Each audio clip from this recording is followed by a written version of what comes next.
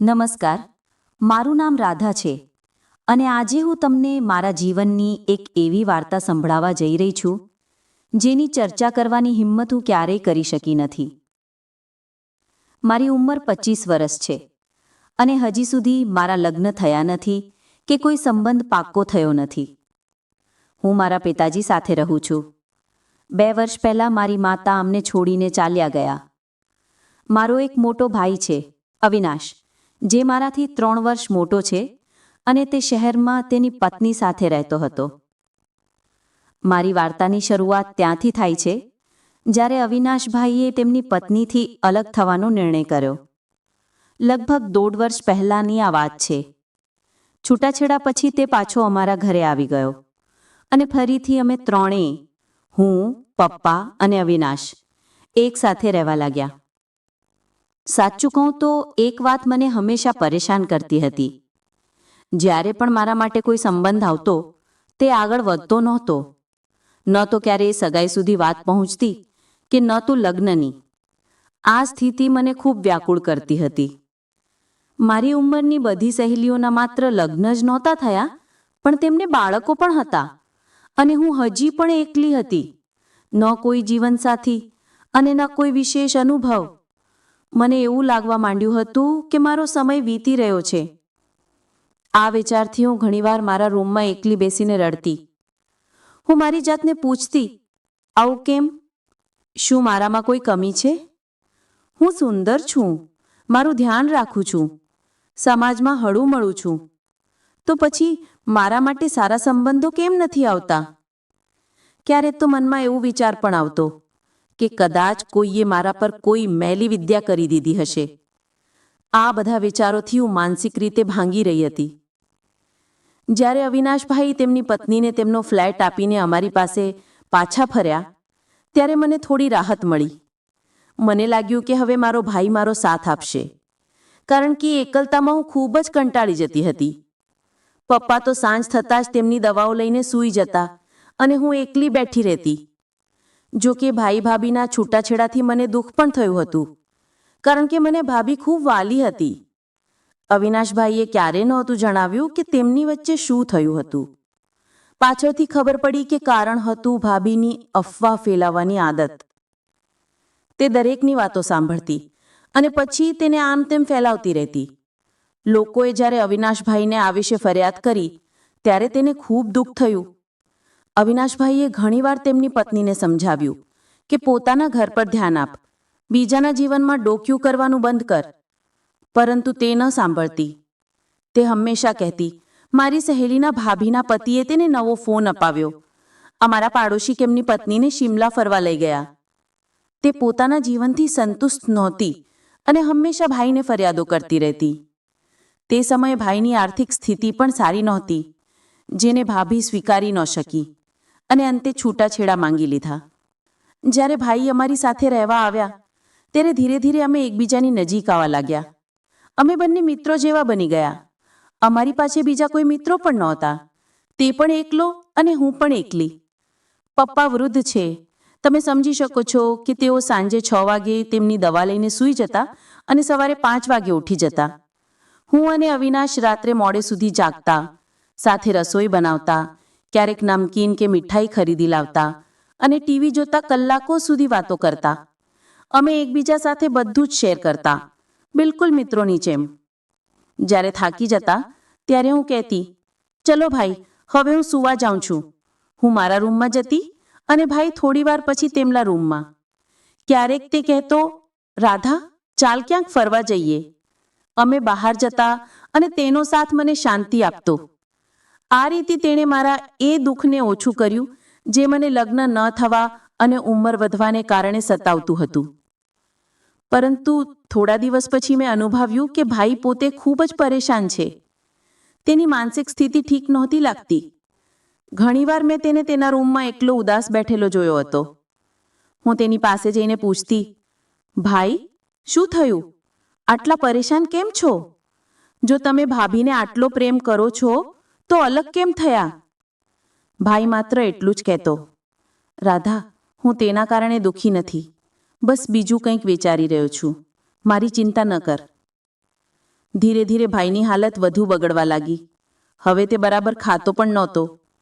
આ જોઈને મને ખૂબ ચિંતા થઈ. પહેલાં તે મને બહાર ફરવા જવાનું કહેતો હતો, મારી સાથે ખૂબ વાતો કરતો હતો, પરંતુ હવે તે હંમેશા તેના રૂમમાં જ બંધ રહેવા લાગ્યો હતો. મને સમજાતું નહોતું કે આખરે તેને શું થઈ ગયું છે. તે હવે આખો દિવસ કામ પર જતો અને ઘરે પાછા ફરતી વખતે મારી તરફ જોયા વિના જ જમતો અને પોતાના રૂમમાં બંધ થઈ જતો. તે સ્મિત, તે વાતો, તે મારી સાથે વિતાવેલી પળો બધું ગાયબ થઈ ચૂક્યું હતું. તેનું આ પરિવર્તન મને અંદરથી તોડી રહ્યું હતું. મારું મન પણ ઉદાસ રહેવા લાગ્યું હતું. એક દિવસ મેં નક્કી કર્યું, ના, મારે ભાઈને આ અંધકારમાંથી બહાર કાઢવો જ પડશે. એક સાંજે જ્યારે તે કામ પરથી પાછો ફર્યો, મેં વિચાર્યું કે તેની સાથે દિલ ખોલીને વાત કરીશ. હું તેના રૂમ સુધી પહોંચી તો દરવાજો થોડો ખુલ્લો હતો. અંદર ડોક્યું કરતાં જે દ્રશ્ય મારી આંખો સામે હતું તેણે મારા શ્વાસ થંભાવી દીધા. ભાઈ પોતાના મોબાઈલ ફોનમાં અશ્લીલ વિડીયો જોઈ રહ્યો હતો. તેનું પેન્ટ ઘૂંટણ સુધી ઉતરેલું હતું અને તેણે એક હાથથી ફોન પકડેલો હતો અને બીજા હાથથી પોતાનું હથિયાર પકડેલું હતું. તેની નજર ફોન પર હતી અને તે પોતાના હથિયારને ઉપર નીચે કરી રહ્યો હતો. તેના સ્પીકરનો અવાજ એટલો હતો કે મને બધું સ્પષ્ટ સંભળાઈ રહ્યું હતું. હું જાણે પથ્થર બની ગઈ હતી. ન પગ હલાવી શકતી હતી, ન નજર હટાવી શકતી હતી. તેની આંખો સ્ક્રીન પર સ્થિર હતી અને તેના હાથ, હું સમજી ગઈ હતી કે તે શું કરી રહ્યો છે. કોઈ પણ રીતે મારી જાતને ત્યાંથી ખેંચીને હું મારા રૂમમાં પાછી ફરી. મારા પલંગ પર બેઠી તો મગજમાં એ જ દ્રશ્ય વારંવાર ઘૂમી રહ્યું હતું. ભાઈનો પલંગ દરવાજાની સામે જ હતો, તેથી મેં બધું સ્પષ્ટ જોઈ લીધું હતું. તેની દરેક હરકત, દરેક ભાવ અમારા માટે બિલકુલ નવો અનુભવ હતો. મનમાં એક અજીબ હલચલ થવા લાગી હતી. તે રાત્રે હું સૂઈ ન શકી. જુદા જુદા વિચારોએ મને ઘેરી લીધી હતી. બીજા દિવસે સવારે જ્યારે હું ઉઠી ત્યારે ભાઈ કામ પર જઈ ચૂક્યા હતા. અજાયતા જ મારા પગ તેના રૂમ તરફ વળ્યા. ત્યાં તેના પલંગ પર કેટલાક દાગ હતા જે રાતની ઘટનાની ગવાહી આપી રહ્યા હતા. તેની આંખો, હરકતો અને હું મારા વિચારોથી જ શરમાઈ ગઈ. સાંજે જ્યારે ભાઈ પાછા ફર્યા, મેં હિંમત એકઠી કરીને કહ્યું, ભાઈ, મારે તમારી સાથે વાત કરવી છે.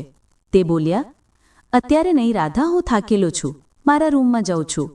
તેણે મારી તરફ જોયા વગર કહ્યું. મેં કહ્યું, પ્લીઝ ભાઈ, માત્ર થોડી વાર.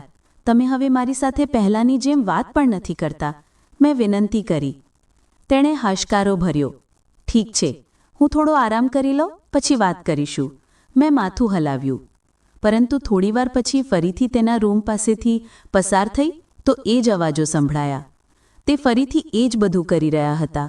મેં રાહ જોઈ. જ્યારે તે બહાર આવ્યો, મેં સીધું જ તેને પૂછ્યું, ભાઈ, તમે ક્યાં સુધી આમ રહેશો? હું તમારી હાલત જોઈને ખૂબ પરેશાન છું. તેણે ઊંડો શ્વાસ લીધો. રાધા, મને લાગે છે કે મારે ફરીથી લગ્ન કરી લેવા જોઈએ. હું એકલતાથી કંટાળી ગયો છું. હું સમજું છું ભાઈ, હું પણ તો એ જ ઈચ્છું છું મારા માટે, મેં ધીમેથી કહ્યું. પછી તું હજી નાની છે, તેણે ટાળવાની કોશિશ કરી. હું બોલી, નહીં ભાઈ, હું નાની નથી, 27 વર્ષની થઈ ગઈ છું. પછી મેં હિંમત એકઠી કરીને બોલી, ભાઈ, ગઈકાલે રાત્રે મેં તમને જોયા હતા તે ફિલ્મો જોતા. ભાઈ પર જાણે વીજળી પડી હોય. તેનો ચહેરો લાલ થઈ ગયો. આ શું બકવાસ છે? તું મારા રૂમમાં ડોક્યુ કરે છે? કેવી બહેન છે તું? તેનો અવાજ લગભગ બૂમ જેવો હતો. તેના શબ્દોએ મને આવક કરી દીધી. હું ફૂટી ફૂટીને રડવા લાગી અને દોડીને મારા રૂમમાં ચાલી ગઈ. દરવાજો બંધ કરીને મેં મારા આંસુઓને વહેવા દીધા. હું શું કરું? કેમ આટલી એકલતા?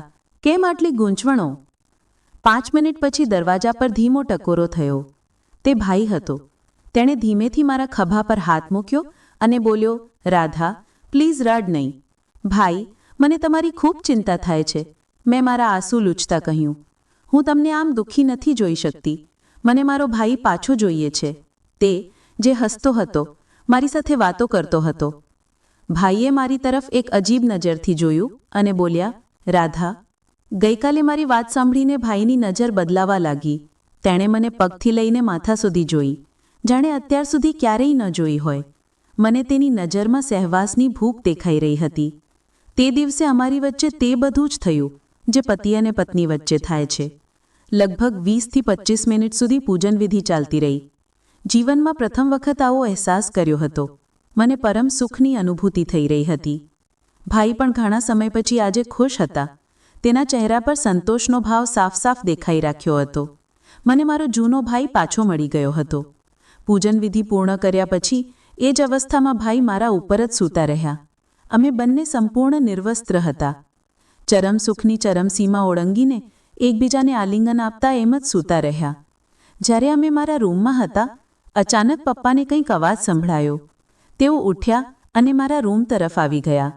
પપ્પા બોલ્યા, રાધા, શું કરી રહી છે આટલી રાત્રે? કોણ છે તારી સાથે? પપ્પાનો અવાજ સાંભળીને અમે બંને ગભરાઈ ગયા. ભાઈએ ઉતાવળમાં પોતાના કપડાં ઠીક કર્યા અને જ્યારે દરવાજો ખુલ્યો, પપ્પાએ અમારી હાલત જોઈને બધું સમજી લીધું. આ શું થઈ રહ્યું છે તમારા બંને વચ્ચે? પપ્પા ગુસ્સાથી ધ્રુજી રહ્યા હતા. આ આપણું ઘર છે, આપણો પરિવાર છે.